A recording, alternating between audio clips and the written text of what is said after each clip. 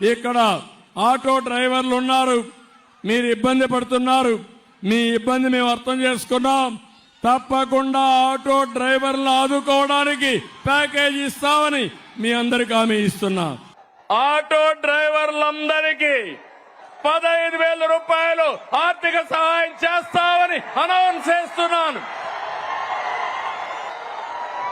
ఎన్నికల్లో చెప్పాం, ఎన్ని కష్టాలున్నా చేస్తాం. ఆటో డ్రైవర్ సేవలు ఆ రోజు చెప్పాం. రేపు 4వ తారీఖు అక్టోబర్ మీకు ఆటో డ్రైవర్ సేవలో ఈ 15,000 రూపాయలు వస్తుందని చెప్పి కూడా మీ అందరికి హామీ ఇస్తున్నాను. మొత్తానికి 435,35 రూపాయలు కేటాయించాం. అతి పెద్ద కార్యక్రమం. నేను 15,000 రూపాయలు ఇస్తామని చెప్పిన మాట ప్రకారం 15,000 రూపాయలు ఇచ్చే ప్రభుత్వం.